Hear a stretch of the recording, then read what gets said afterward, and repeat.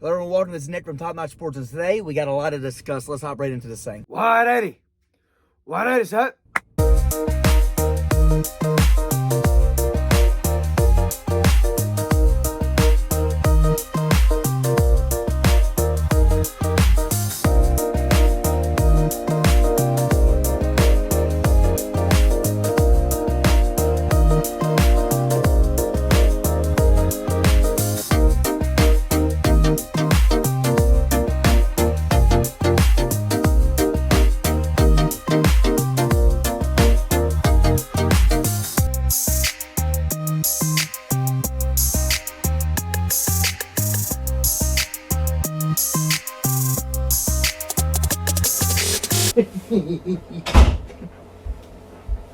Hello everyone, welcome. This is Nick from Top Notch Sports. Today we're over the 2023 Arizona Cardinals salary review and offseason moves for 2023. In 2022, under head coach Cliff Kingsbury and quarterback Kyler Murray, the Arizona Cardinals finished with a record of 4-13, finishing last in the NFC West and having just a pretty miserable season. Murray went down with an injury. Hopkins didn't play for half the season. It was just a pretty disgusting year, and it ended up in having head coach Cliff Kingsbury fired. There started to be some turmoil and, disagreements between Kyler Murray and Cliff Kingsbury. I saw that a lot on the sideline when I was watching them. I just want to hear what your guys' opinion was on that whole situation. What's your true opinion on Murray? What was your true opinion on Cliff Kingsbury? When Kingsbury first came in, I'll be honest with you. Let's go before that. I was not a fan of Josh Rosen. He was my least favorite. I knew he was going to be a bust. I don't know why the hell you guys drafted him and then never even surrounded anybody, they didn't even really truly give him an opportunity. Let me put it that way. Then you go out, you bring in Cliff Kingsbury, who I was not a fan of, and you draft Kyler Murray, who I was a big fan of, and they're supposed to build this amazing system around each other, and now that didn't pan out. And now you're getting some issues with Kyler Murray and, Cliff Kingsbury. Is it Kyler's attitude? I mean, clearly Kyler's attitude is an issue. I mean, I see players around him not really enjoying playing for him. But again, I mean, sometimes these things get a little bit, what should I say? They get a little bit too much, talked about by the media. Is it really that big of a deal what's going on with Murray, or is it just a little bit inflated? Is it a little bit preached about too much? Maybe he's a fine leader, but we just always try to look for those small moments. I mean, again, Tom Brady used to scream at his teammates, right? So, I mean, Kyler Murray screaming at his and just seeming disappointed. I don't know if that's necessarily a terrible thing. It's definitely not how I would lead a team. It's not how I coach teams. I try to encourage my players, encourage my teammates. Even if they make a mistake, I'm constantly, I try to hold them accountable, but I also try to tell them that I got their back, okay? And that's something I always try to do. So, again, let's hop into this, though. This is going to be a mock offseason, mock free agency, mock draft of now head coach Jonathan Gannon, who had just signed a few days ago, a defensive coordinator for the Philadelphia Eagles, now getting his opportunity. And I'll tell you my prediction and everything about him at the end of this video, so let's hop right into this. Here we go. Here's the first slide. Now, these numbers now, let me start with this. Cap space is $22.9 million, and I'll tell you all about this slide in a second. These numbers now, this cap space is projected is a little bit high. Okay, we made this slide, and we made this, we started figuring out who's going to go where, what's going to go who in the series for every 32 team. We started this about 2 months ago, okay, and this was the number. Okay. Since then, the projection of the cap space has went down $10 million. So you got to minus about $10 million off this price, and that's how much they have. What we don't do on this series is we don't project restructures. We don't, convert guys to signing bonuses and all that stuff. So, it's always good to honestly inflate this number by about $10 million. That's fine. Okay, so they'll have around $22.9 million after restructures, and they convert money to signing bonuses, et cetera, et cetera. So yeah, this number's not exactly accurate, but again, it's probably going to be right around what you guys are going to have after you restructure and after you do all that stuff that we don't do in this video. So again, this is about an accurate number here. Okay, so now who's on this slide? You guys are probably like, players are missing. Well, these are the guys that are currently under contract for the Arizona Cardinals in the 2023 season. If anybody's missing, it's because they're not currently under contract and need to be paid to stay on the team. All right, so what do we got here? Well, first thing we got to talk about is the guys in green, you cut them, you save money. Guys in red, you cut them, you lose money. Okay, so real fast example, if you cut Buda Baker, which you would never do, you would save $9.3 million. If you cut someone like Zaven Collins, again, something that you would never do, you will lose $4.6 million. Good rule of thumb here is this. If a guy's not playing good, and you can save money, you're going to cut them. Guys in red, you're not cutting for nothing. So real fast, you look at a few guys here, write down, make a little list of guys that you would want to cut for the price tag. Are they worth it? Are some of these guys worth it? A big question we got to talk about is DeAndre Hopkins. I've heard that he's been a little bit disgruntled. Maybe that was because of Cliff Kingsbury. Maybe that's because of Kyler Murray. There's a good chance that DeAndre Hopkins has moved this offseason. So we'll see what we have you guys doing in this, in this video. So let's hop forward again. I'll show you my predictions in a second. But until then, we're going to look at the notable losses of guys that currently need a contract extension. Here is our notable losses. Now, before we do anything about this, I want to talk about the percent of snaps played. The percent of snaps played is the percent of stats a player play when they're actively on the game day roster for that game. Quick example, the guy was on the IR for 16 games this season, and they played one game. And in that game, they played 100% of snaps. Unfortunately, the games on the IR does not get counted against them. So this number is only the percent of stats that they played when they were actively on the game day roster. So if they were on the IR, their number was going to be very, very inflated. Here we are. First guy we want to talk about, edge rusher J.J. Watt. His expected contract, retired, okay? He's not going to be back next year, so you got to move on from him. Next guy, defensive end Zach Allen. Expected contract is a 2-year, $12.6 million deal. Percent of snaps, 79%. Position offensive guard, Justin Pugh. Expected contract is a 3-year, $11.1 million deal. Plays 67% of the snaps. Left tackle, Kelvin Beachum. Expected contract is a 2-year, $7.4 million deal. Played 98% of the snaps.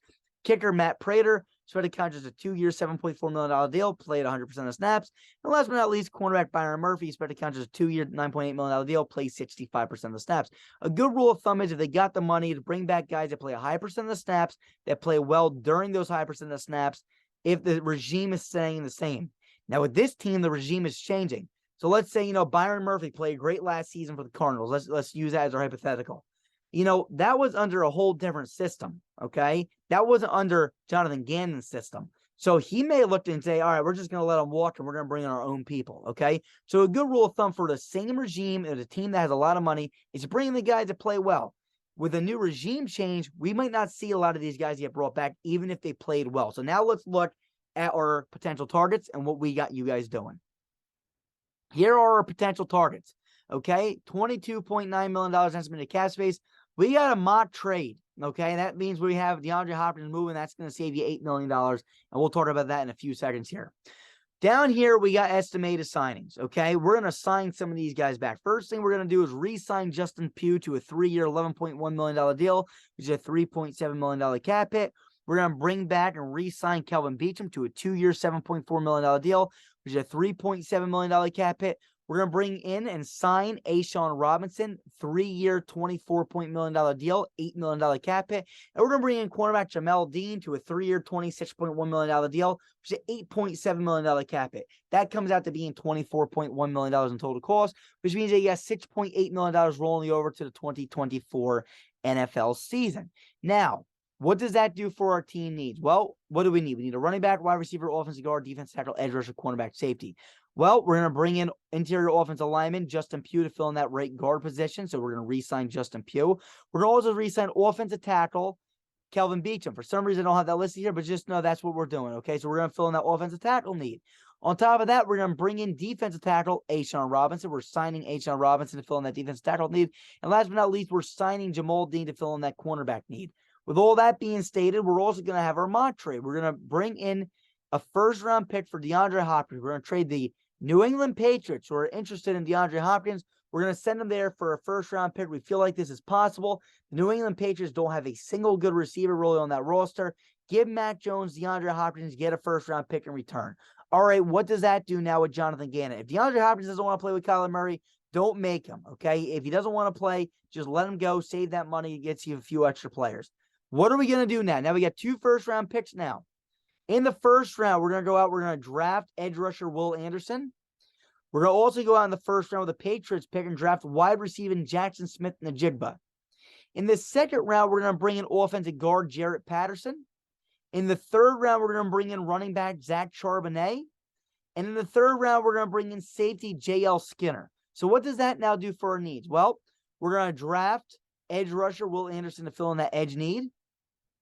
We're going to bring in wide receiver Jackson Smith-Njigba to fill in that need that we're, having happen to us because we're getting rid of DeAndre Hopkins. There's a replacement. Is he as good? No. But could he be, you got a lot of youth in this receiving core between him, Rondale Moore, and Marquise Brown. And that's a really good receiving core for Kyler Murray to work with. All right, so we got those two things. Now what? We're going to bring the offensive guard, Jarrett Patterson, to compete for a starting job at the offensive guard position to protect Kyler Murray. In the third round, we're going to bring in one of my favorite prospects I scouted, Zach Charbonnet from UCLA. Love this guy. I feel like he could be the second best running back in this draft class. He has the body to be the best running back in this draft class. 6'1", big guy, caught 37 balls last season, can run the hell out of the ball, can do a little bit of everything. There's nothing this man can't do. Use him and James Conner, you get a really dominant duo there. Okay, so now you got Zach Charbonnet, you got Jackson Smith-Njigba, you bring back Justin Pugh, you bring in Jarrett Patterson, you sign A'Shawn Robinson, you draft edge rusher Will Anderson, you sign Jamal Dean, and now we're going to go out and we're going to draft J.L. Skinner to lock down that safety position for Jonathan Gannon's system. Holy crap, we fill in every single need. Now, what does our team look like going into next season? This is what we got. Here are your 2023 expected starters. Okay, this is what we got.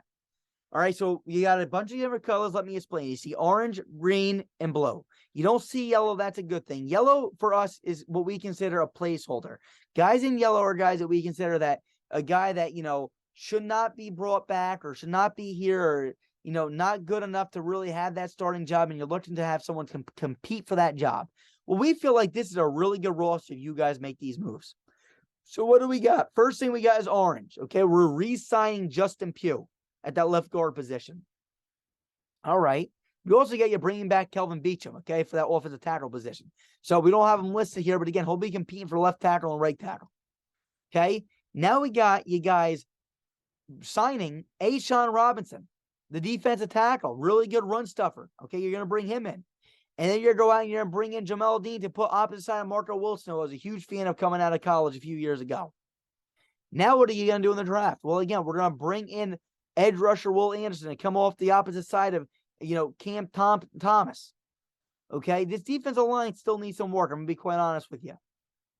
Now, at this, at the safety position, we got J.L. Skinner competing with Jalen Thompson and Budda Baker. Budda Baker, we know, is going to be there.